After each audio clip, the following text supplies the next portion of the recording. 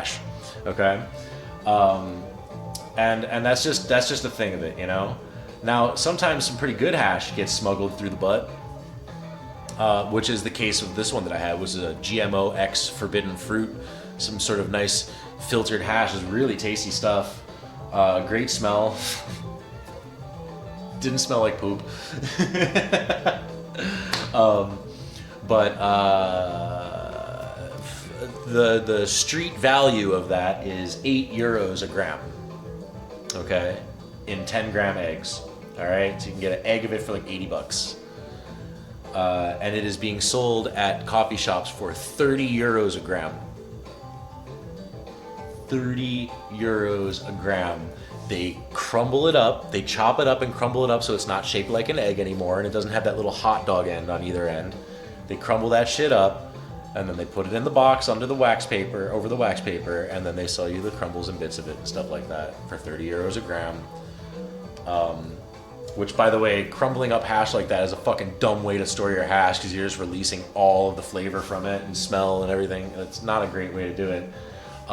So that's another thing. If you go to a coffee shop and you look at the hash and it's crumbled out like that, and it's not like some really falling apart kind of hash, but it's like good, like this filtered hash was sticky. It was like, it would stay in that form. You had to really break off pieces. I was using like a tool to break it off and then crumble it up, and it was left on. It was like substantial hash, not like the stuff that feels like kinetic sand or something like that you would expect to fall apart. That makes more sense, you know. But this is like hash, you know. Not like a rock, you know, you have to hit it with a lighter to melt it before you crumble it. It was, you know, filtered hash. But it's all crumbled up. Why is your filtered hash crumbled up into little spindly nuggets and stuff like that? It's because it used to be shaped like something that was in someone's ass.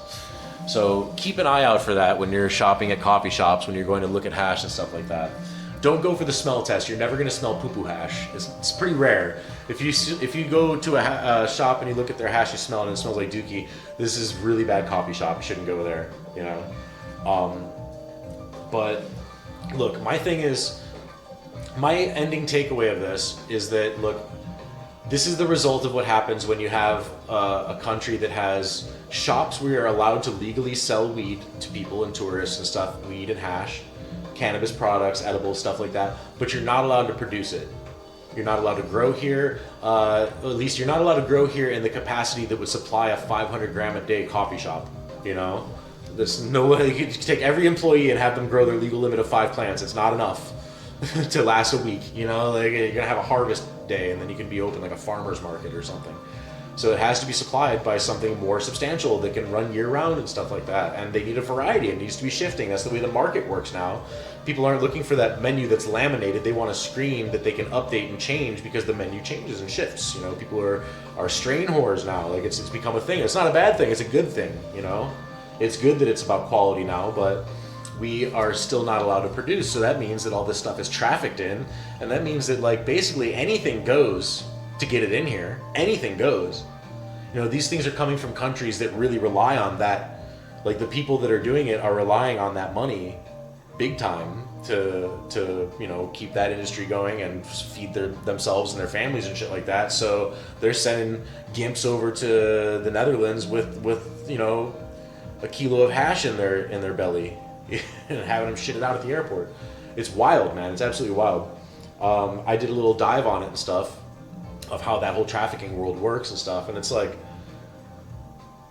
these people that are doing this are very low-level employees and are often people that are doing it to pay off gambling debts, that are people that are essentially slaves, people like slaves to cartels, essentially gimps, you know? Like there are people that are drug addicts and are doing it to be paid in drugs. There are people that are made addicted to drugs and can't live without it and need to complete these tasks in order to get these drugs and stuff like that. It's shit like that. It's wild. It's a very dark industry and world, and that's what's going into your coffee shops. You know, this is what happens when you have places that are allowed to sell drugs that are not allowed to be produced in the country.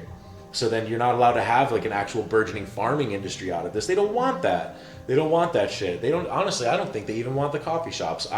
It's already well known and documented that most capitalistic countries make more money off of illegal drugs than legal drugs. Like, that's for sure. Like, these industries, the cannabis industries are doing good, but I think it was feeding into the United States government and the local governments much more directly when they were just busting people for weed, you know? I think it was way more profitable for them that way, you know?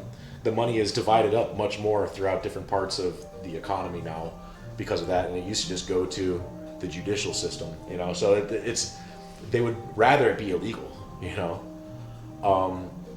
And that's why, like, the trafficking stuff is still a thing, man.